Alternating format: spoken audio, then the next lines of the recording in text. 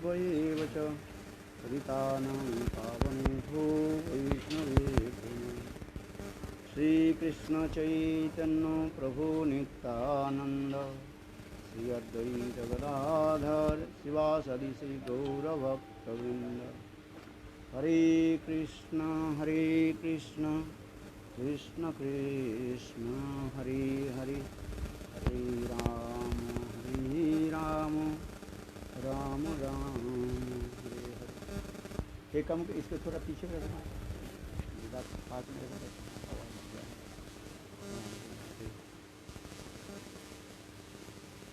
सर्वप्रथम मेरे गुरुपाद पद्म नित्य लीला प्रविष्टम विष्णुपाद अष्टोत्तर सद्गुण भक्ति वेदांत सिद्धवान गोस्वामी महाराज एवं नित्य लीला प्रविष्टम विष्णुपाद सद्गुण गोस्वामी महाराज के अभय चरण कमलों में अनंत कभी साष्टांग दंडवत ज्ञापन करता हूँ। एवं उपस्थित समस्त वैष्णव के चरण में मेरा यथार्थ दंडवत प्रणाम स्वीकार। श्री श्री भजन रहस्य सप्तम जाम साधन के बारे में हम लोग श्रवण कर रहे हैं, जिसमें विरह की कथा वर्णन हो रहा है। रायरमंद की स्वरचित नाट्य काव्य जगन्नाथ वल्लभ नाटक से श्रील भक्तिविनोद ठाकुर इस श्लोक को जो है बता रहे हैं। ये किस प्रकार श्रीमती राधिका प्रेम में विरह जर्जरित होकर के अपने भाव को जो है उद्गार कर रही है, व्यक्त कर रही है। जिस कथा काल हम लोग श्रवण किया था, जिसमें स्वयं राधा जी अपने सखी शशि मुखी से अनंग पत्रिका प्रेषण करके कृष्ण के निकट भेजती है और श्री कृष्ण उस पत्रिका को पाठ करके भावाविष्ट हो जाते हैं।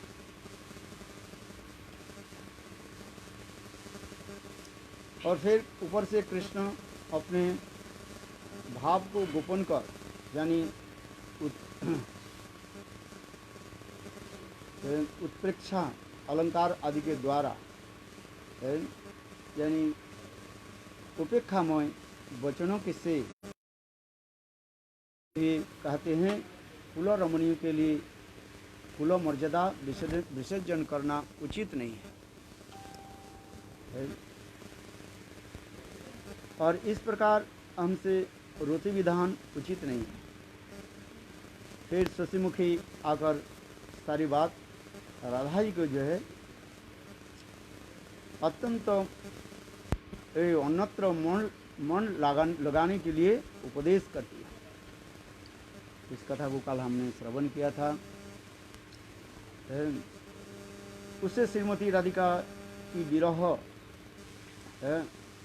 और भी बढ़ जाता है।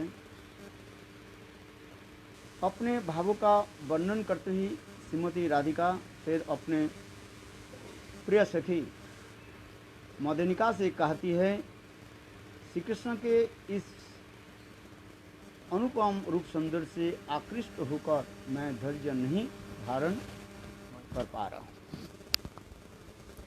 यही पहले सुनना चाहिए ना, कथा में आती है बाधा सृष्टि। अच्छा चलो।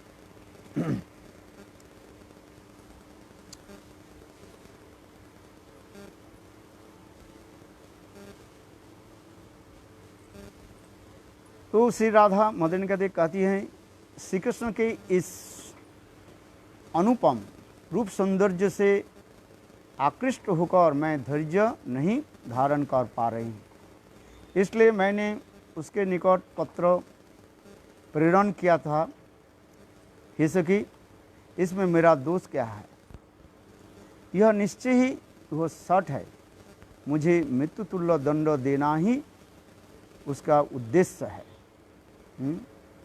पहले तो अपने रूप माधुर्य से मुझे आकृष्ट किया और तब और अब क्या कर रहे हैं, त्याग दे रहे हैं। अरे सखी, यदि कहो कि कृष्ण नारी वध में सुदक्ष है तो उसके साथ प्रेम क्यों करती हो? तो सखी मैं कहता हूँ कि हाय, विधि का ये गति है। विधाता किसको किस प्रकार दंड देते हैं वो समझना कठिन है। मैं तो उससे सुख के लिए प्रेम किया था, किंतु विधाता ने उससे विपरीत यानी दुख रूप फल दे दिया। इस दुख के मारे ऑफ मैं प्राण निकल रहा है। सुख के लिए हम इस संसार में विवाह शादी करके संसार आदि बैठा थे, है कि नहीं? सुखेर लगिया ये घर बांधु नहीं है, और अनले उड़िया गया है। सुख के लिए तो सभी करते हैं संसार में, किंतु विधाता की जो विधि की जो विधान, उसके कौन जाने क्या लिखा है? सखी ने कहते सखिए ना बुझिए विधिर विधान, सुख लागी कोई प्रीत होइल दुख विपरीत, एवे जाए ना रहे परान। श्रीमती राधिका कार्य, ये विधि के विधान क्या है ये कौन जानते हैं? इस संसार में जो विधि यानी ब्रह्मा जी जो संसार को रचाया है, उसकी और उनके विधान को कौन जानते हैं? विधान माने नियम है। कब नियम क्या बोलते हैं, नया नियम जो है देते हैं, फिर उसको पुराना नियम के बदल देते हैं। जिस प्रकार नदी के धार सदा सर्वदा एक तरफ नहीं चलते हैं, कभी कभी टेढ़ा मेढ़ा होकर के धारा जो है बदल जाते हैं, है कि नहीं है? ठीक उसी प्रकार विधि के जो विधान सब समय एक नहीं रहते है। सखी मदनिका के प्रेम के गति तो सर्प के भांति कुटिल है और वो अज्ञानी भी है। प्रेम क्या है? कुटिल भी है और अज्ञानी भी है। इसलिए तो अद्वैतवादी लोग क्या करते हैं, ये प्रेम के तरफ जाना नहीं चाहिए। क्या करो? ब्रह्म बन जाओ। ब्रह्म बनने से क्या होता है? न दुखम अस्ति न सुखम अस्ति, सुख और दुख का कोई अनुभव नहीं होता है। सुख दुख ही जो है यही तो हमारे जीवन की आगे लेकर जाते हैं। इसलिए सुख और दुख का त्याग दे करके एकमात्र निर्विशेष निराकार निर्विकल्प ब्रह्म में लीन हो जाओ। अद्वैतवादी यही तो कहते हैं। किंतु अपरागित चित्त जगत में प्रेम की जो एक अपूर्व जो आनंद, वो किसी को पता नहीं है। इसलिए चैतन्य चैतामृत में कह रहे हैं क्या? तब तो इच्छु चर्बन जैसे छड़ा न जाए। जैसे गन्ना है, गन्ना के यदि आग में तपाया जाए और फिर उसके यदि चिबाया जाए, उससे रस इतने मिठास होता है, और साथ ही साथ वो रस क्या करते हैं? गरम है ना, इसलिए जिभा की भी जलाते हैं। किंतु उस समय वो गन्ना को हम छोड़ नहीं पाए, इतने मिठास है। जिहा तो जले कोई भी बात नहीं है, किंतु गन्ना को हम छोड़ नहीं पाते हैं। इसलिए कहते हैं चर्ब तब तो इच्छु चर्बन जैसे छड़न न जाए। प्रेम उसी प्रकार है। प्रेम वास्तव रूप में भगवान के साथ, किसी के साथ एक बार प्रेम हो जाए वो कभी छूटता नहीं है। यदि है जो कबू ना हो वियोग, वियोग होइले तभी से न जिए। चैतन्य चैतामृत कर एक बार कोई भगवान के साथ प्रेम के द्वारा संबंध बना ले और कभी वो छूटेगा नहीं। इसलिए यहाँ पर भी कार्य है।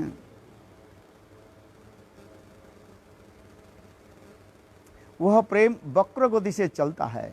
क्योंकि प्रेम की गति कैसे है? वक्र गति, वक्र माने टेढ़ा मेढ़ा चलता है, एज लाइक कैसे? स्नेक के भांति है, सर्प के भांति, जथा वही रेवमेव है। देखो, मैं तो उस बंधन को खोल नहीं पा सकते, ना उस प्रेम के बंधन को खोल सकते हैं। प्रेम ने उस शॉर्ट रूफ गुण रूपी डोरे से मेरे हाथ और पैर एवं गले को बांध करके रखा है। मैं तो उस बंधन के खोल नहीं सकते। राधा जी कार्य है, जैसे राम और लक्ष्मण के सर्पवान में बांध दिया है, नागपाश में बांध दिया ना है। ये लीला दिखा रहे हैं। राम लक्ष्मण क्या हुए? मूर्छित हो गए है। कैसे सुंदर लीला दिखाए। स्वयं भगवान परब्रह्म राम अपने वो सर्पवान से मुक्त हो नहीं पा रहे, खोल नहीं पा रहे है। ये भी लीला दिखा रहे। तो उसी प्रकार राधा जी भी कह रही है, ये प्रेम की डोरी से है मेरे हाथ और पैर और गले को जो है बांध रखा है। मैं तो उस बंधन को खोल नहीं पा रही है। एक बार ललिता देवी श्री राधा जी के बोली, राधे देखो, तुम्हारे दुख की जो कारण जो है, एक ही कारण है, क्या? तुम कृष्ण के साथ प्रेम कर ले। ये काम करो, कृष्ण के साथ जो प्रेम है उसको छोड़ दो। राधा का अच्छा छोड़ दे करके क्या करें? मन तो कहीं लगाना पड़ेगा है। इस संसार में हमारे मन कहीं न कहीं लगता रहता है। संसार में लगे, भगवान में लगे, कहीं न कहीं लगेगा है, लगता है कहीं न कहीं लगे हुए है तुम्हारे। माता पिता भाई बंधु स्त्री पुत्र परिवार है, यहाँ तक कि अपने लाभ पूजा प्रतिष्ठा धन आदि से कहीं न कहीं मन लगा हुआ है। कहते हैं मन मेरा लगता नहीं, लगा हुआ है तुम्हारा। मैं मन कभी खाली नहीं रहेगा। मन जो है कहीं न कहीं लगे रहता है, वो कि मन भूत है वो है। आज में उसको काम चाहिए है। तो राधा जी उसी प्रकार, अच्छा बताओ, अच्छा कृष्ण के साथ प्रेम तो छोड़ दे, मन उसके छोड़ दे, मन को कहाँ लगाऊं? तो राधा जी ललिता देवी कहने लगी, एक काम करो, निर्विशेष ब्रह्म में तुम मन लगाओ। बोले निर्विशेष ब्रह्म में कैसे मन लगाए? है क्या चाहिए बताओ, शिक्षा दो। तो ललिता देवी शिक्षा दे रही है? एक बत्ती जलाओ, दीपक है, और दीपक के तरफ दीपक के पास बैठो, और दीपक के लिए ज्योति जो है, माने आगे बत्ती के जो है जो है शिखा जो है, अग्नि के शिखा जो है, बत्ती जल रही ना, उसके तरफ देखते रहो बस। जो ध्यान सिखाया जाता है ना, ऐसे ध्यान सिखाया जाता है। थोड़ा एडमिशन ले लो उनसे है, वो बत्ती जला देता है, दे करके हाँ ब्रह्म ज्योति ने, उसके ब्रह्म ज्योति मान करके ऊपर देखते रहो है। फिर देखते देखते क्या होता है, आँख में आपका कुछ समय के बाद ये आ जाएगा उजाल, क्या बोले, उजाल जा जाए। फिर उसके क्या, फिर आंख बंद कर लो है। जब आंख बंद कर लोगे, वही जो है ज्योति जो है वही आपको दिखाई पड़ेगा है। पहले आग की जो शिखा जो है उसको देखो, और देख करके एकाग्र हो करके है चिंतन करते करते वही चिंतन। फिर आंखें बंद कर लो है। जब बंद कर लोगे देखोगे क्या, वही आग की जो है शिखा ज्योति जो है आपको दिखाई पड़ेगा। पहले आपको क्या दिखाई पड़ेगा? पूरा दीपक दिखाई पड़ेगा, सब कुछ दिखाई पड़ेगा। दीपक दिखाई पड़ेगा, उसमें तेल है वो भी दिखाई पड़ेगा, बत्ती भी दिखाई पड़ेगा, आग भी दिखाई पड़ेगा। किंतु धीरे धीरे आप क्या करो, केवल आग की शिखा की देखो। और फिर जब आपके चित्त जब मन जब एकाग्र हो जाएंगे, फिर आँख के बंद कर लो, और बंद करके वही केवल मात्र ज्योति के जो है चिंतन करो, ध्यान करो है। और ध्यान करते करते करते तुम वही ज्योति में ही लीन हो जाओगे। है स्वयं ज्योति में ही आप ज्योति बन जाओगे बस। नील जिसे इसी के कहा जाता है ब्रह्मलीन कहा जाता है। ये लोग जो ध्यान करते हैं यही सिखाया जाता है और कुछ है। कैसे चित्त के एक निविष्ट करना है। आज इसी कथा को तो महाभारत में कौरव पांडव के जो है दुर्योधन क्या बोले द्रोणाचार्य सिखा रहे हैं। बोले क्या दिखाई पड़े है? युधिष्ठिर महाराज मुझे सब कुछ दिखाई पड़े है। नदी भी दिखाई पड़ रहे हैं, पेड़ भी दिखाई पड़ रहे हैं, आप भी सबको दिखाई पड़ रहे हैं। और पेड़ के ऊपर जो आपने जो पक्षी जो रखा है वो भी दिखाई पड़ रहे, सब दिखाई पड़ रहे। तब द्रोणाचार्य बोले बैठ जाओ तो तुम्हारी एक निष्ठा नहीं। अच्छा चलो, ऐसे करते सबको दिया। दुर्योधन आदि को भी दिया, सब युधिष्ठिर की भांति सब एक ही बोल दिया। और फिर जब अर्जुन को दिया, अर्जुन क्या बोले? बोले क्या दिखाई पड़े?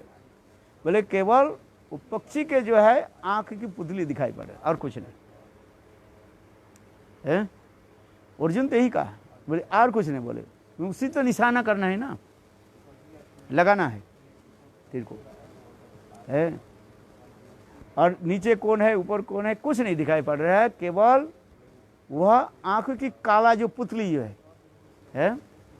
ब्लैक पीपल वही दिखाई पड़े और कुछ नहीं। तब द्रोणाचार्य बोले अपने तीर संधान करो। तब अर्जुन ने है। अद्वैतवादी लोग इसी को ही उदाहरण दे देते हैं। ये ब्रह्म चिंतन उसी प्रकार ही है। हम लोग तो इसमें भक्ति में लेकर के आते हैं एकमात्र भगवान में एकनिष्ठता। किंतु अद्वैतवादी लोग इसी के उदाहरण देते हैं। वो लोग भी शास्त्र के उदाहरण देते हैं, इधर उधर की बात नहीं बोलते वो। ठीक वो भी कहते हैं देखो अर्जुन के भांति तुम्हारी दृष्टि की जो है एक इसमें लगा दो, बस एकाग्रता करो। क्या एकाग्रता? वो आग की जो जलती हुई बात जो सिखा जाए उसके देखो, ध्यान करो, वही ब्रह्म है और ब्रह्म ज्योति वही है और उसी में तुम लीन हो जाओ है। आज में उसके चिंतन करते करते करते अंत में तुम ब्रह्मलीन बन जाओगे है। आज में आत्मा नाम से कोई वस्तु नहीं है, भगवान नाम से कोई वस्तु नहीं है, वही बस ब्रह्म में लीन हो जाओ। तो हम इसलिए कह रहे हैं ललिता देवी राधा जी को शिक्षा दे रही है। क्या शिक्षा दे रही है? ब्रह्मलीन की शिक्षा दे रही है। अच्छा है, राधा जी बैठी है, जैसे जैसे मैंने कहा ललिता देवी उसी प्रकार भी कहा ध्यान करो, निर्विशेष ब्रह्म के ध्यान करो है। उनके कोई रूप नहीं है, कोई गुण नहीं है, ये आंख बंद कर लो फिर है। किंतु राधा जी कहते हैं मैं जो आंख बंद कर लेती हूँ है निर्विशेष ब्रह्म के ध्यान, वही कृष्ण के सारे लीलाएं जो है हमारे हृदय स्पट में उदित हो जाती। कृष्ण के वही मुखार सुंदर मुखार अविंद जब आंख बंद कर लेते हैं, कृष्ण के ऐसे सुंदर मंद मुस्कान जो है मुखार बिंद हमें दिखाई पड़ते हैं, उसमें सुंदर वर्णन होते जा रहे हैं। वही कृष्ण के ऐसे सुंदर घुंघराले वाले बाल हैं और ऐसे सुंदर उसके रूप जो है हमारे हृदय में आ जाता है। सर्वत्र मानो कृष्ण ही दर्शन होते है। क्या अंदर क्या बाहर सब है। आज इसलिए तो कहा जाता है राधिका के लिए क्या कहा गया है? अंदर और बाहर सर्वत्र क्या है? जहाँ जहाँ नेत्र स्फुरे तहाँ कृष्ण स्फुरे है। चैतन्य चैतन्य में क्या बोले है? जहाँ जहाँ नेत्र स्फुरे तहाँ कृष्ण है। आंख जहाँ पर चले जाते वही कृष्ण दिखाई पड़ते हैं और कुछ नहीं। कृष्णमयी कृष्ण राधा अंतरे बाहिरे जहाँ जहाँ नेत्र बड़े तहा कृष्ण है। राधिका क्या है? कृष्णमयी कृष्णमयी शब्द के अर्थ क्या है? कृष्ण में ही एकमात्र तन्मय हो गया। अद्वैतवादी लोग की विचार क्या है? ये तुम ही कृष्ण बन जाते हो, कृष्णमयी।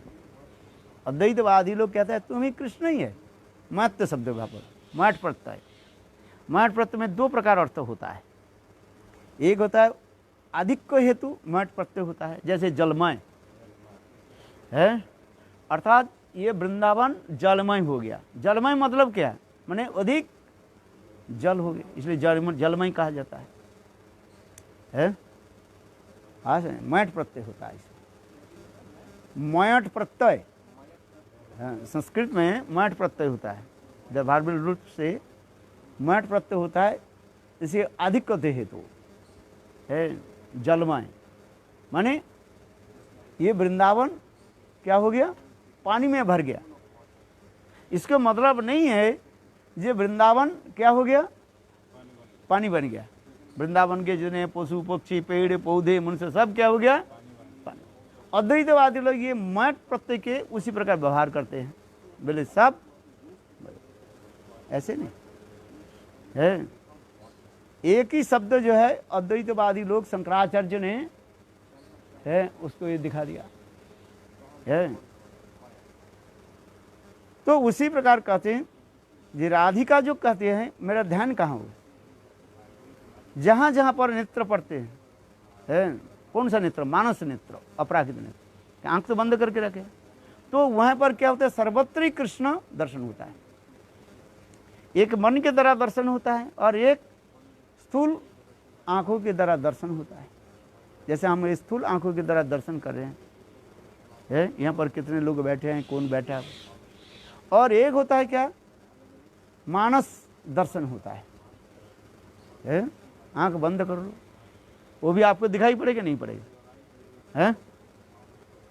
मानस दर्शन होता है आंखों के द्वारा, स्थूल से नहीं करके सूक्ष्म इंद्र आदि की जो दर्शन होता है वो मानस दर्शन होता है उसमें। तो इसलिए क्या? कृष्णमयी कृष्ण राधा अंतरे बाहिरे है, जहाँ जहाँ नेत्र पड़े तहाँ कृष्ण स्फुरे। इसलिए राधा जी को क्या है? कृष्णमयी है, देवी कृष्णमयी पुक्ता राधिका पर देवता है। देवी कृष्णमयी, सब तो जो कृष्ण छोड़कर कुछ नहीं दिखाई पड़ता है। इसलिए कृष्णमयी कृष्ण राधा अंतरे बाहिरे, जहाँ जहाँ नेत्र पड़े तहाँ कृष्ण स्फुरे है। तो राधा जी कहते हैं निर्विशेष ब्रह्म की या निर्विकल्प ब्रह्म, वो ब्रह्म की मेरा ध्यान नहीं होता है। और जितने ही मैं निर्विकल्प ध्यान में करता हूँ उतना ही क्या तो मेरे हृदय में सविकल्प ध्यान आ जाता है। सविकल्प माने उनके रूप स्वरूप है। गलित बलु बल हास, इतने उनके सुंदर जो है मंद मुस्कान युक्त जो मुखार विंद है, वही हमारी दर्शन में आ जाता है। उनकी क्रिया आदि जो है वही दिखाई पड़ता रहता है। और एक ही साथ और उनकी समस्त लीलाएं जो है हम लोग के साथ कैसे कैसे व्यवहार आदि की वो लीला स्फूर्ति हो जाता है। जैसे विश्वनाथ चक्रवर्ती पाद वर्णन कर रहे हैं, कृष्ण ने बंसी बजाई और सारे गोपियां एकत्रित हुई और उस समय समस्त गोपियां इतने सुंदरी है, तप्त कांचन गौरांगी, केवल राधा जी नहीं है, समस्त गोपियां जो है कितने सुंदरी है, तप्त कांचन गौरांगी है। एक समय कृष्ण ने कहा, हे सखी देखो काल हमारी जो है रास में आप लोग सब एक ही वस्त्र पहन करके आना, एक ही वस्त्र एक ही अलंकार है, होता है ना कभी कभी है। सफेद होते सब सफेद कपड़े पहन करके आओ है, ग्रीन कलर हो तो सभी है। और यदि वो कलर क्या बोले येलो कलर हो तो सभी क्या करो येलो करो। जैसे बसंत पंचमी में कहा जाता है ना है, सभी क्या कपड़े पहन करके आओ, येलो कपड़े पहन करके आओ। बसंत की जो सफ़ेद फवेद ये सब नहीं चलेगा, विधवा ड्रेस नहीं चलेगा सब। हैं क्या ड्रेस पहन करके आप सब पहनती हो बसंत पंचमी में? हाँ है, बसंत पंचमी में जो है सभी क्या कपड़ा पहनो, सब येलो काला है। बहुत सुंदर कथा है। तो सब गोपियों ने किया कि मानो क्या कपड़ा पहना, येलो कपड़ा, तब तक कांचन। एक तो उनके शरीर भी सुंदर है शरीर के आभा जो है बड़े हल्दी है ना, कच्चा हल्दी जो है, कच्चा हल्दी देखा कि नहीं है, मिट्टी से बिल्कुल उसके तोड़ने से उसके अंदर में जैसे आभा और रंग होता है गोपियों की, उसी प्रकार शरीर की रंग कहा जाता है। कई उपमा दिया गया है। और गोपियों ने किया कि सुंदर येलो कलर वस्त्र पहन करके आई, और गोपियां की सब देखने में एक ही जैसे है। इतने सुंदर, जैसे जैसे आपको पता है स्कूल में जैसे 5 क्लास हो 10 क्लास हो, एक ही क्लास स्कूल के सब, उसी क्लास के सब लड़कियों के जो है एक ही है यूनिफॉर्म होगा है। समझे, इधर तो अनेकों प्रकार के होती रहते हैं, चलो है, कोई काली है, कोई गोरी है, कोई श्यामली है, किंतु उस समय कृष्ण ने कहा क्या, ये सब गोपियां क्या करो एक ही कलर। चलो सब गोपियां क्या की है, वो बसंतकालीन जो है ये लोग पहने। और देखो उस समय समस्त गोपियां क्या करने लगी, अपने आस्फलन करने, आस्फलन माने अहंकार करने लगी है। अभी विचार होगा इसमें सबसे सुंदरी गोपी कौन है? इस गोपी में सुंदरी सबसे कौन है? सब गोपी तो एक ही दिखाई पड़ रहे हैं और सब गोपियां जो कहते हैं मैं सबसे सुंदरी हूं है। सब वस्त्र सब एक ही है, सभी आस्फलन करने लगे। आस्फलन समझ में आ रही कि नहीं? अहंकार माने उद्दंड होकर मैं सबसे सुंदरी हूं, मैं सुंदर है। कदाहंग रासे आस्फलन में, इसी प्रकार रास स्थल में कब ऐसे जो है गोपियों की ऐसे आस्फलन माने उनकी जो है उसी प्रकार धृष्टता अहंकार को हम दर्शन करेंगे। विश्वनाथ चक्रवर्ती पाद करें, सुंदर लीला वर्णन होते जाए है। सब गोपियां, राधा ललिता विशाखा से लेकर समस्त गोपियां हैं, जितने भी चंद्रावली आदि जितने हुए, सपक्ष विपक्ष त्रस्त स्वीत पक्ष, समस्त गोपियां मिलित हुई है। सब कहने लगे मैं सबसे सुंदरी। अभी निर्णय के क्या देंगे? कृष्ण कर लगा अच्छा ठीक है मैं निर्णय देता हूं, इसमें सबसे सुंदरी कौन गोपी है? बोले कैसे न? कृष्ण करने लगे देखो आप लोग सब देखो, मेरा भुजाओं के देखो है, मेरे हस्त के देखो। बोले हाथ क्या है? कृष्ण कर लगे देखो, कृष्ण तो श्यामल वर्ण है? ये देखो ये मेरा हाथ नहीं है, ये है स्वर्णकार के जो निकसा। निकसा समझते नहीं? वो एक काला के पत्थर होता है ना, जिस है कसौटी जाए, उसके संस्कृत में निकसा कहा जाता है। इसी मेरा हाथ परशु के द्वारा ही मैं एक एक गोपी को उठाऊंगा है, और फिर मैं देखूंगा है। क्योंकि जैसे स्वर्णकार है, गोल्ड स्मिथ क्या करते हैं, सोने के परीक्षा करने के लिए क्या करते हैं? वो क्या करते हैं, वो जो है ये लेकर के वो सोने में ऐसे कर देते हैं, घिस देते हैं और उसके द्वारा ही वो काले जो पत्थर है उसके द्वारा ही वो जान लेते हैं एक इसमें कितने कैरेट है। कैरेट होते ना है, ये तुम्हारे 22 है कि 24 है कि 28 है, कितने होता है? 24 है कितने? तो उसी प्रकार कृष्ण कहने लगे देखो मेरे हाथ कैसे है, ये निकसा है माने कसौटी है, इससे मैं आप लोग के बताऊं इसमें कौन, क्योंकि तुम लोग तो सभी तो स्वर्ण है, स्वर्ण पुत्री लिखा जैसे है, तो सोने में कौन सा को जो है वो क्या सोना है, प्योर सोना है, वही तो मैं करूँगा। अच्छा, तो कृष्ण ने क्या की है, हजारों गोपियां है ना, और कृष्ण एक ही साथ में द्रुत गति से समस्त गोपियों के पास गए, अथवा है कृष्ण अनेक रूप धारण करके और समस्त गोपियों को जो है उठाया एक एक करके है, और अंत में कृष्ण कहने देखो इस समस्त गोपियों सबसे है सुंदरी कौन है, श्रीमती राधिका वल्लभवृंदावन बिहारी लाल है, विश्वनाथ चक्रवर्ती की सुंदर करके बनाया बताया है। मैं किस लिए करे, बोले इस विरह दशम श्रीमती राधिका कार्य है ललिते के, ललिते जब तुम तो मुझे निर्विशेष ब्रह्म के सभी हाँ है निर्विकल्प ब्रह्म के ध्यान करने के लिए कहा, किंतु जब मैं आंख बंद कर लेता हूँ ध्यान में हमारे पास वही कृष्ण कृष्ण कृष्ण कृष्ण के नाम रूप गुण लीला अपने आप मेरा हृदय में प्रकट हो जाते, ये समझते नहीं। इसलिए कृष्ण के नाम रूप गुण कृष्ण से अभिन्न कहा जाए है, अभिन्न। कृष्ण नाम और कृष्ण के रूप कृष्ण के लीला में कोई भेद नहीं है, ब्रह्म चिंतन नहीं हो सकता है, और इसी चिंतन जब होते हैं तब आंखों से आंसू आ जाता है।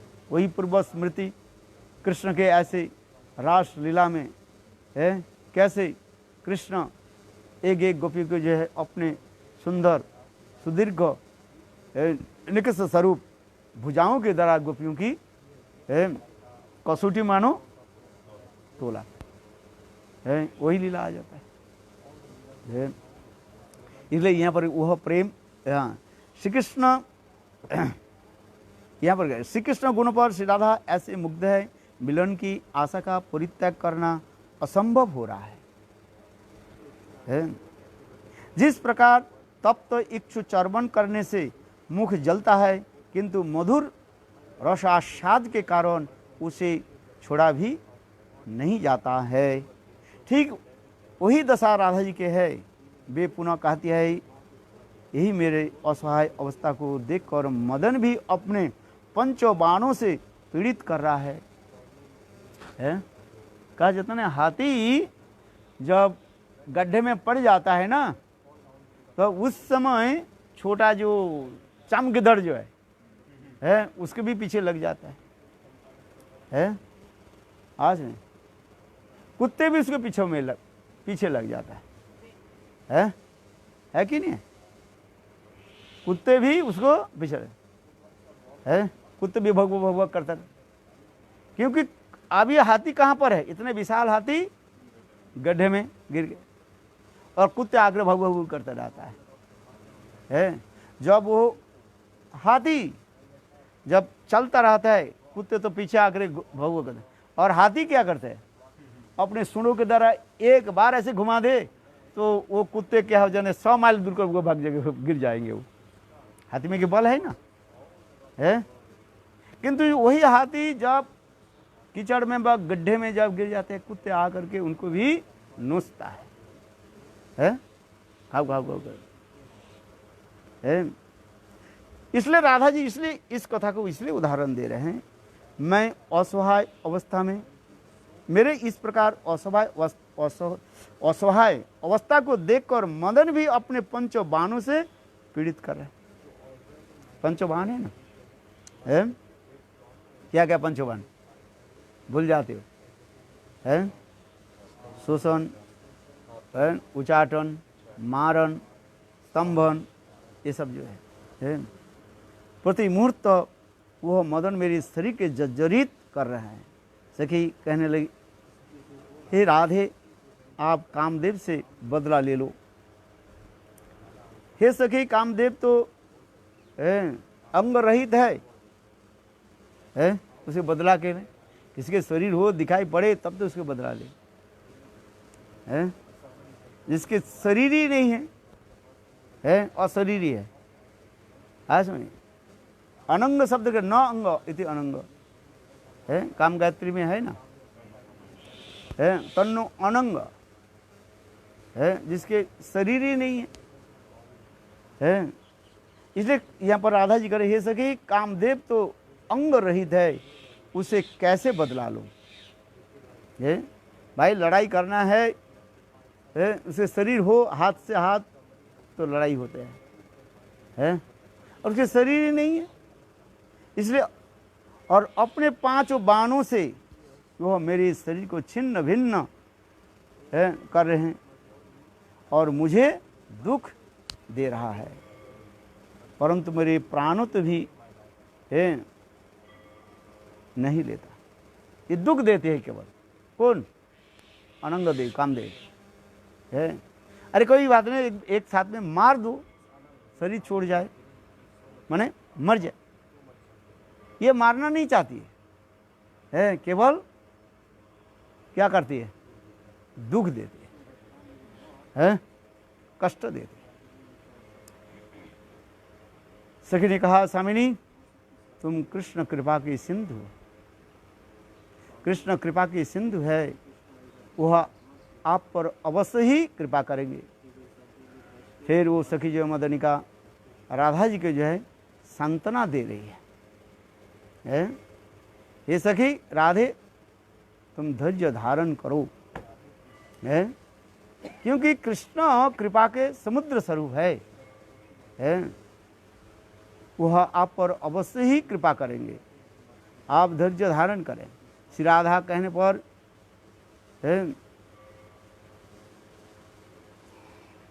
राधा जी क्या कर रहे हैं?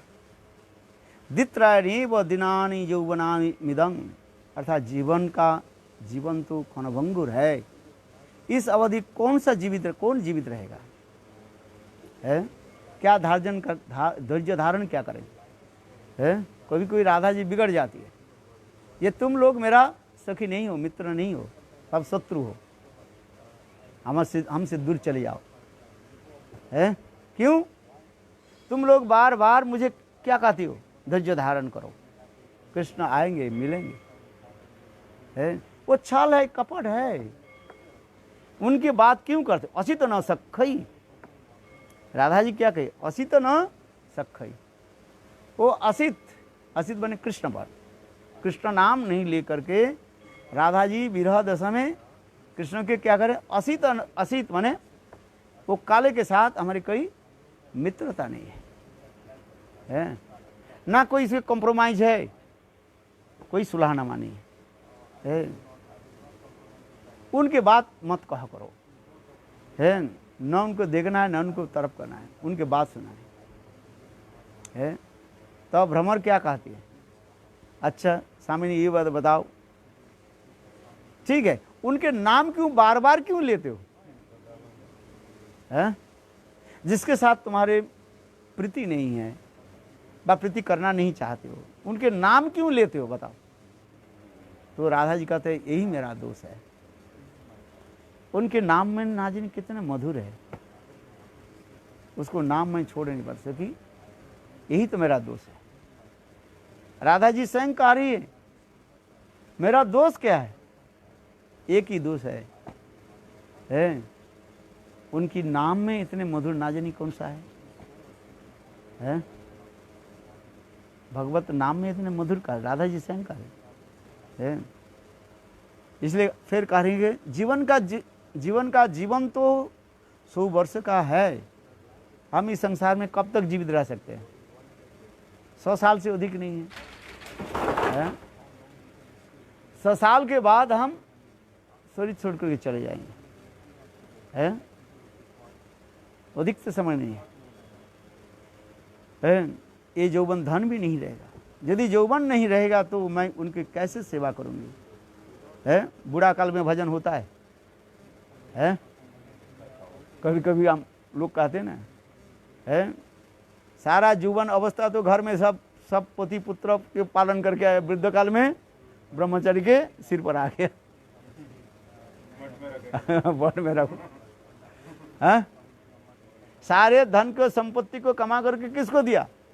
बेटा बेटी के सब दे दिया, और उन लोगों ने तुम्हें जब चूस लिया, केवल शरीर में हड्डी है, और कहाँ रहोगे? मठ में रहो। मठ में क्या करोगे? मठ में तुम सेवा करोगे ना सेवा लोगे? आप बताओ। है, वृद्ध काल या गर्म पानी चाहिए है, तो ब्रह्मचारी उसका आपको सेवा करना पड़ेगा, एक ब्रह्मचारी चाहिए है। सेवा बुद्ध काल में सेवा करना है कि सेवा लेना है? बात ही सत्य है कि नहीं? सारे यौवन रस को कहाँ दे दिया? संसार में दे दिया है। अब वृद्ध काल आ गया तो मैं मठ में रहता, महाराज मुझे मठ में रख लो नहीं, वैष्णव लोग बहुत दयालु, अच्छा रह जाओ, कोई भी बात नहीं है। 3 बार प्रसाद पाना है, और आरती के समय घंटी हिला देना बस है। भत भज बकत वत्सल होते हैं ना, गुरु वैष्णव बहुत दयालु होता है, कोई बात है। संसार के लोग है ऐसे नहीं है, किंतु वास्तव में सत्य है। तो राधा जी तो उसी की कार्य है। कृष्ण की सेवा हम कैसे करें है? सर्वदा श्री कृष्ण सेवा की नित्य कांता है, किंतु राधा जी की तो ऐसी नहीं है। जे उनकी बुढ़ापा, उस जगत में बुढ़ापा नहीं होता है, कोई वृद्ध नहीं होती। नित्य जवन नव यौवनंच, कृष्ण जैसे सदा सर्वदा नवीन नवायन रूप में नित्य यौवन में विराजमान होते हैं, उसी प्रकार समस्त गोपियाँ भी कैसे रहती है? नवयुवती के रूप में विराजमान रहती है। इसलिए कहते हैं नरवध लीला के सिद्धि के उद्देश्य से जोग मैंने अपने प्रभाव से इन लीला विलास को जो है भूतल में, पृथ्वी में प्रकट किया है। आमियो ना जाने गोपीगण, दुहार रूपे गुणे दुहार हरे मोर मन, जोग माया करिबेक आपन प्रभावे है। स्वयं कृष्ण भी कर है। नरलीला में क्या होता है? जो जोग माया उनकी क्या करते हैं? वो समस्त पूर्व स्मृति को क्या कर देते? आच्छादित कर देते हैं। कृष्ण नहीं जानते ये गोपियां कौन है, और गोपियां भी नहीं जानती है ये कृष्ण कौन है। ये जोगमाया क्या करते हैं? उनकी उस स्वरूप ज्ञान को क्या कर देते हैं? आच्छादित कर देते हैं। और माया, महामाया हमारे स्वरूप ज्ञान का आच्छादित करते हैं, इसलिए हम लोग संसार में माया में पड़े है। सभी हम लोग क्या, भगवान के सेवक सेविका है। आत्मा की स्वरूपगत धर्म क्या है? भगवान की सेवा करना है। आज में चिन्मय भास्कर नित्य कृष्ण करे न आदर, भक्ति ठाकुर लिखते हैं। सभी की धर्म क्या है? कृष्ण की सेवा करना है। तुम्हारे आत्मा हमारे आत्मा में कोई भेद नहीं है। आज में सभी स्वरूपतः क्या, सब कृष्ण के दास है, सेवा कर है। जो महाभागवत होते हैं, महाभागवत क्या करते हैं? सभी को आत्मा के दर्शन हो रहे है। सुनी चाहिए सपा के चो पंडित समदर्शिना है। वास्तव में सत्य है। तुम्हारे शरीर छोटा हो बड़ा हो, हाथी हो और चिट्टियां हो, किंतु आत्मा की स्वरूपगत क्या है? सभी की स्वरूपगत धर्म गोविंद की सेवा है। इसलिए उत्तम भागवत क्या देखते हैं? ये सभी भगवान की सेवा कर रहे हैं। कैसे सेवा करें? अपने भाव के अनुसार। सर्वभूतेषु जपस्येद भगवत भाव आत्मा है। सभी कहते, सभी तो है भगवान की सेवा है। नित्य अच्छा मुक्त होकर के संसार में जब चले जाओगे, उस संसार में माने कहाँ? नित्य गोलोक वृंदावन धाम है। सभी के स्वरूपगत धर्म के अनुसार सब सेवा कर रहे हैं। सेवा ऊंचे पर चलते जा रहे हैं। तुम्हारे सुंदर नाम है, रूप है, गुण है, वही है सब है। और इतने सुंदर रूप, इतने सुंदर रूप सभी राधा गोविंद की सेवा आदि करते है कि नहीं है। इस जगत में जब आ जाते हैं तब आत्मा तो वही है, किंतु ऊपर से शरीर के जो देखते हैं कोई काले है, कोई गोरी है, कोई स्त्री है, कोई पुरुष है? अपने अपने स्वभाव, किंतु वास्तव रूप में नहीं है। वास्तव में तो जो है आत्मा शुद्ध, निर्मल, पवित्र है। और सभी के धर्म क्या है? कृष्ण राधा गोविंद की सेवा है। इस जगत में आ जाते भूल गए, आप भी हमें भूल गए, मैं भी आपको भूल गए, है? किंतु जब मुक्त होकर के फिर उस जगत में जब चले जाओगे, है, तब बोले हाँ, है, भूलेंगे नहीं। यही तो है। इसी के जो जान लेते हैं वही तो मुक्त हो जाते हैं, और इस संसार के माया के द्वारा बंधन नहीं होते, है। भजन साधन के तो यही तात्पर्य है। कैसे अपने स्वरूप के उपलब्धि करके, है, स्वरूप की उपलब्धि करके, realise your own transcendental constitution form, स्वरूप की उपलब्धि करके जब नित्य गोलोक वृंदावन धाम में चले जाओ, है, और सभी सेवा आदि करते हैं, जैसे रूप गोस्वामी पाद, रघुनाथ दास गोस्वामी पाद। इसलिए विलाप कुसुमा जी के पहले श्लोक में तो यही वर्णन होते जा रहे हैं। तंग रूप मंजरी पथिता पुरे उसमिन, है, रघुनाथ दास गोस्वामी रूप मंजरी क्या बोले, रति मंजरी के भाव में अभिष्ट हो गए, अपने सर्व की उपलब्धि। तंग रूप मंजरी पथिता पुरे उसमिन, ये रूप मंजरी है, तुम तो इस पुर में, ब्रजपुर में, है, तुम सबसे सती साध्वी नारी हो। देखो कितने पर शिलो रघुनाथ दास गोस्वामी अपने सिद्ध देह में क्या हो गया, अभिष्ट हो गया, है। और रूप गोस्वामी पाद के रूप गोस्वामी रूप में नहीं देख रहे हो, वो क्या देख रहे हैं, रूप मंजरी के रूप में देख रहे हैं। इसलिए कह रहे हैं तंग रूप मंजरी पतिता पुरे उसमिन, है। किंतु मैं जानती हूँ आज 2-3 दिन हो गया तुम्हारे पतिदेव तुम्हारे घर में नहीं है, कहाँ गई हैं, बाहर है, गाय आदि लेकर के बाहर गए हो, है। अब तुम तो सती साध्वी नारी, है। देखो ये बात बताओ, तुम्हारे बिंबधर में ये सुंदर लाल, है, खत दाग कैसे आ गए, खत्म है, ये दाग कैसे आ गए। देखो कितने सुंदर वर्णन होते जा रहे हैं। पर फिर करिए, हाँ मुझे पता है तुम्हारी ये अधर उष्ट जो है पके हुए बिंब फल के भांति है। बिंब फल जानती हो, है? क्या बोलते हैं, है? एक प्रकार फल होता है ना, जब लाल हो जाता है, ये पक जाता है, बिल्कुल लालिमा धारण करते हैं, बिंब फल कहा जाता है। तुम्हारे अधरुष्ट के बिंब फल जान करके, है, आज में कोई एक सुकपंग वेनम, सबसे श्रेष्ठ जो है सुक पक्षी जो है, उसके फल जान करके उसमें क्या चोंच लगा दी, इसलिए तुम्हारी यहाँ पर खत्म हो गया, दाग हो गया, है। इसी को जो है कहते जा रहे, कितने सुंदर उदाहरण दे रहे हैं। तंग रूप मंजरी पतिता पुरे उसमिन, है। इसी के कहा सिद्ध देह के उपलब्धि होने पर, है, और तो ये भावना उत्पन्न होता है। जब तक तुम्हारे सिद्ध देह की अनुभव नहीं होता है, तो अब स्थूल दृष्टि दिखाई पड़ते हैं, और स्थूल के द्वारा ही काम क्रोध आदि का करके माया के त्रिगुणात्मक, तो माया के द्वारा चित्त दूषित हो जाता है।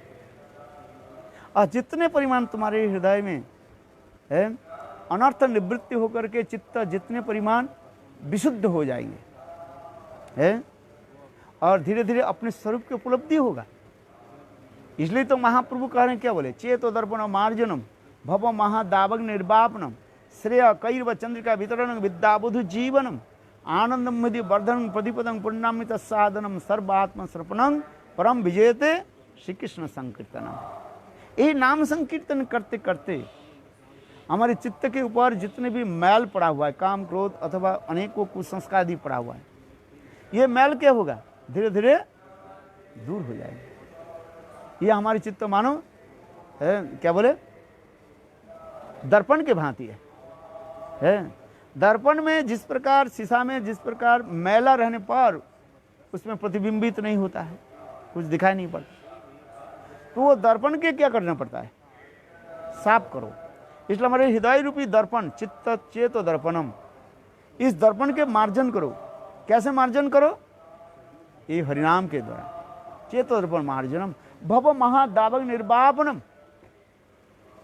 संसार की जो त्रिगुणात्मिका जो माया जो है, आध्यात्मिक आदि होती है, सत्य रज तम गुण आदि सब धीरे धीरे दूर है, और फिर चित्त शुद्ध सत्य निर्मल हो जाएगी, स्फटिकबद्ध हो जाएगी, है श्रेष्ठ इतने से। और उसके ऊपर संधिनी, और संधिनी के ऊपर संबित और ह्लादिनी है प्रतिफलित होगा, है दो वस्तु। इस संधिनी के ऊपर क्या आ जाता है, संबित और ह्लादिनी है। आज संबित माने अपराकृत ज्ञान, तत्व ज्ञान, और ह्लादिनी माने अपराकृत आनंद है, वो प्रतिफलित हो। तब उस समय चित्त इतने निर्मल हो जाता है, कोमलीकृत हो जाता है। ये शुद्ध सत्य विषयात्मा प्रेम सुजंग भाग रुचि भी चित्त स्मर्शन कृदसु भाव उच्चते। चित्त इतना निर्मल हो जाता है, स्फटिकबद्ध हो जाता है, और उस समय नित्य सिद्ध ब्रजवासियों की प्रेम रूपी सूर्य के किरण कण, प्रेम रूपी सूर्य के किरण कण, तब हमारे हृदय में वो क्या होता है, संबित और ह्लादिनी आकर प्रतिफलित हो जाता है। तब उस समय धीरे धीरे क्या होता है, चेतो धर्म मार्जनम भव महादेवाग निर्वाणम श्रेया कैर्व चंद्रिका है। श्रेय कैर्व चंद्रिका है, चंद्रमा के किरण जैसे प्रतिफलित होकर के कुबलय के माने रात्रिकालीन जो कुमुदिनी को जैसे प्रस्फुटित कराते है, उसी प्रकार है शुद्ध सत्य के साथ ही साथ और संबित और ह्लादिनी है आकर के क्या करते, समझते चित ज्ञान, चित अनुभूति और आनंद आपके हृदय में प्रकाशित होता है। सिरा कैरव चंद्रिका, जैसे चंद्रमा के किरण से क्या होता है, मन चित्त क्या जैसे स्निग्ध हो जाता है, शीतल हो जाता है। और कुबलय के जो है, कुबलय समझ में आ रहे नहीं, माने रात्रिकालीन जो कुमुदिनी कहा जाता है, उसके कुबलय कहा जाता है, उसके जैसे पंखुड़ियों के जैसे उसको खिला देते। उसी प्रकार धीरे धीरे अविद्या नाश हो जाता है, और चित विद्या, चित ज्ञान आकर के क्या करता है, वो कमल के पंखुड़ियों के क्या कर देता है, प्रकाशित कर देता है। विद्या वधु जीवनम, विद्या रूपी वधु की जीवन स्वरूप है। आज विद्या वधु जीवनम आनंदमदि वर्धनम है। फिर क्या, आनंद की अम्बुधि समुद्र की लहरियां आकर के हृदय के इतने उल्लोसित करते हैं। आनंदमदि वर्धनम प्रतिपदं पूर्णामित साधनम, प्रति पग पग में है आस्वादन होगा, है पूर्णामिता सर्वात्म स्नपनम है। फिर पूर्ण रूप से जो है उसमें राधा गोविंद के प्रेम सेवा में व प्रेम रूपी समुद्र में आप क्या करोगे, विशाल स्वान माने राजहंस के भांति गोता लगाओगे, माने प्रेम सेवा में निमज्जित हो जाओगे। यही तो नाम समुद्र। इसलिए तो महाप्रभु एक ही श्लोक में 7 प्रकार के भावों की व्याख्या कर दिया है।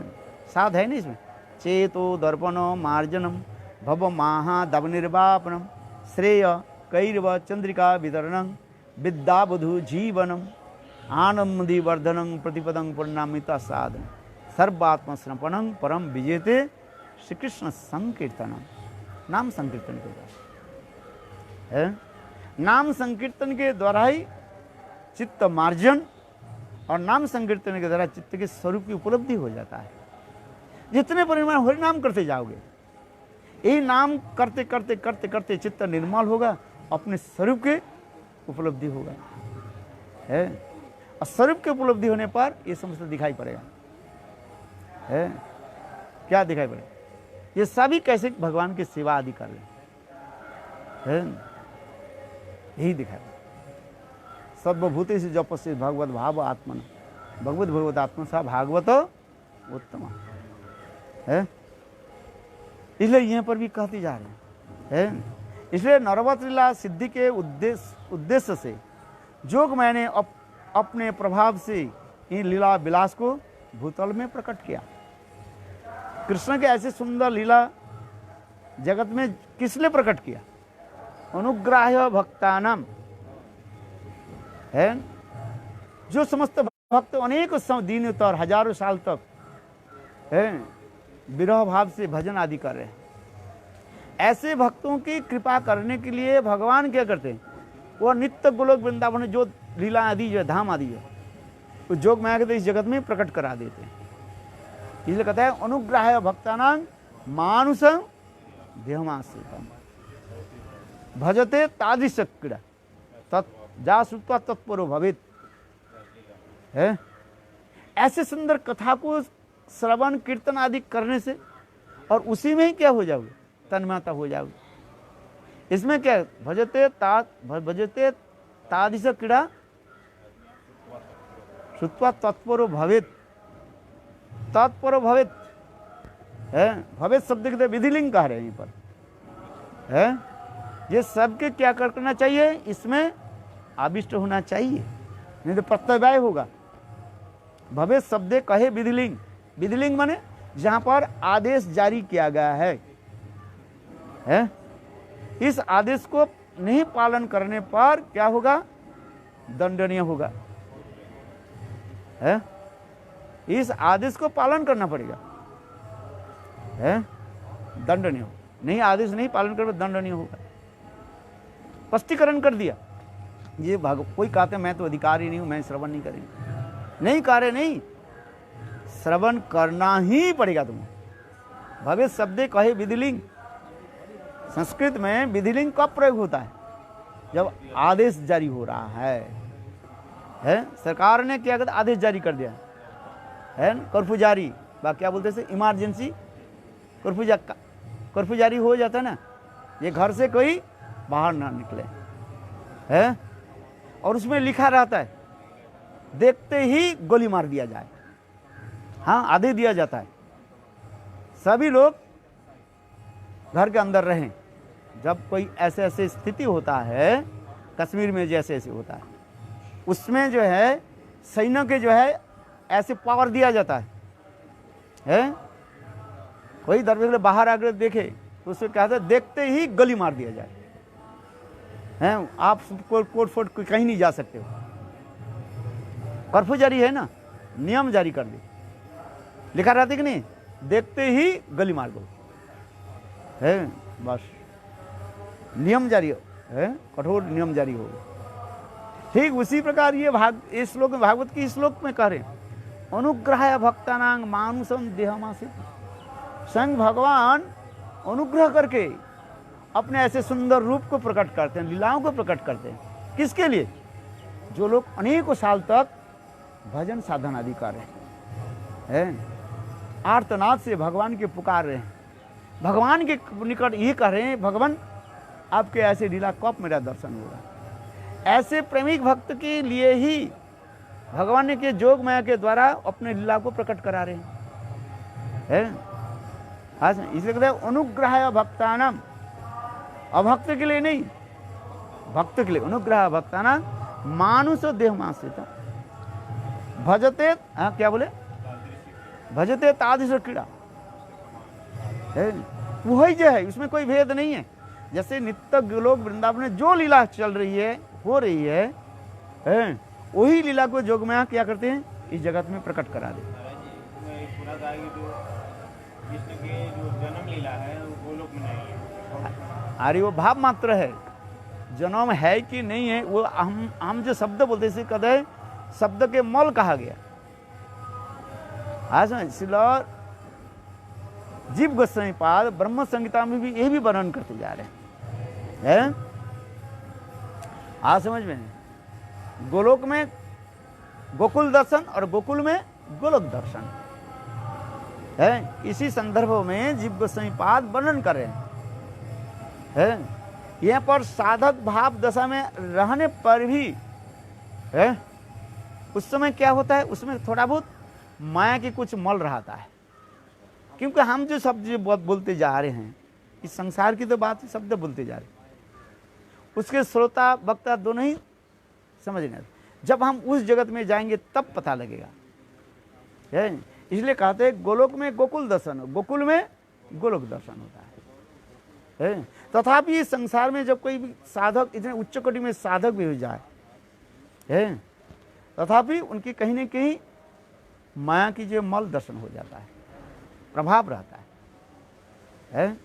क्योंकि इस संसार में जब तक आप रह रहे हैं, संसार में नहीं कहीं ये माया के कुछ दिखाई दे।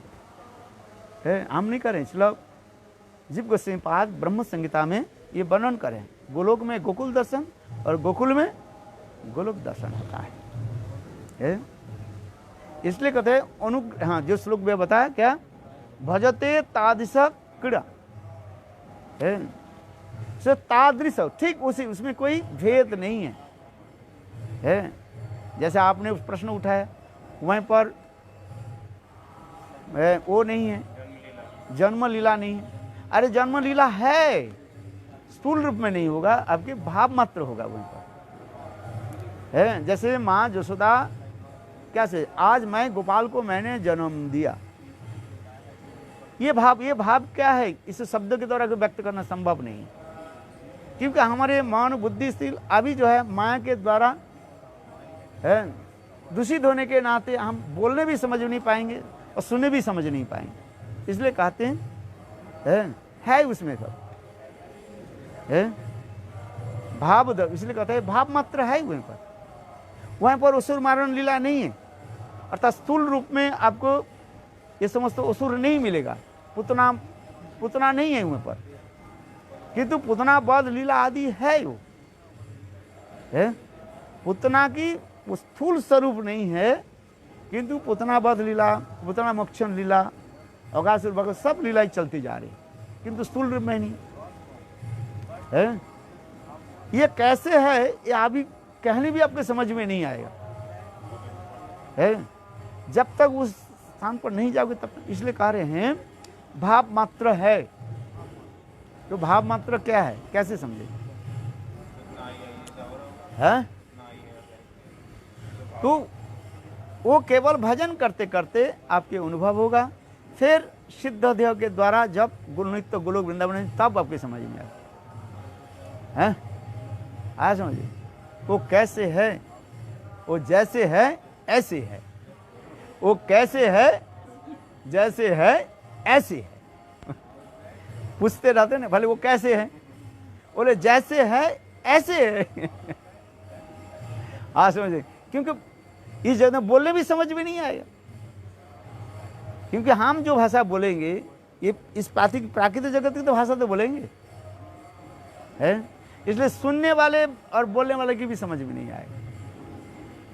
हाँ समझे, इसलिए केवल इसलिए कहते हैं अनुभव वेद्य कहा गया वो है, और उस जगत में जाकर के साक्षात रूप में होता है।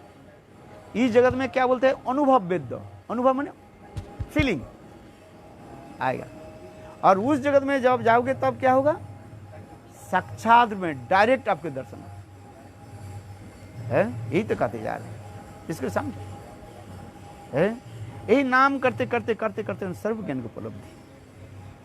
नाम करने के तात्पर्य क्या है, किस लिए हरिनाम कर रहे हैं, किस लिए इतने कथा श्रवण कर रहे हैं, मूड क्यों मार रहे हैं?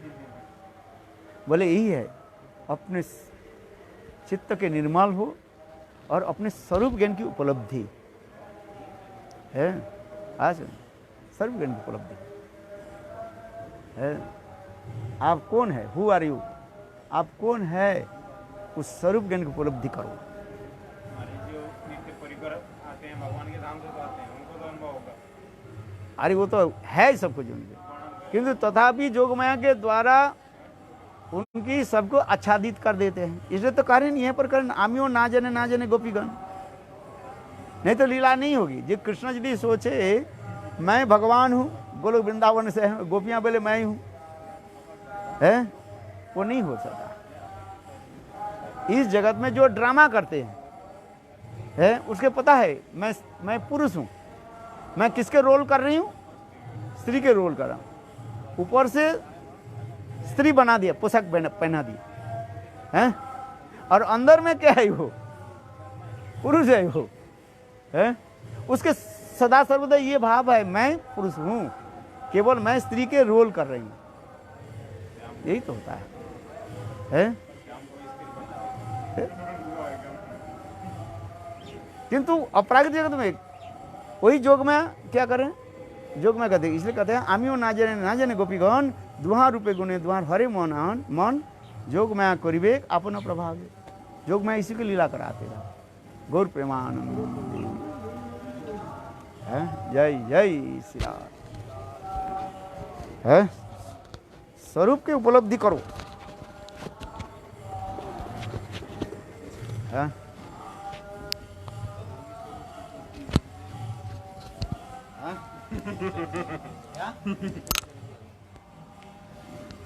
नाम कर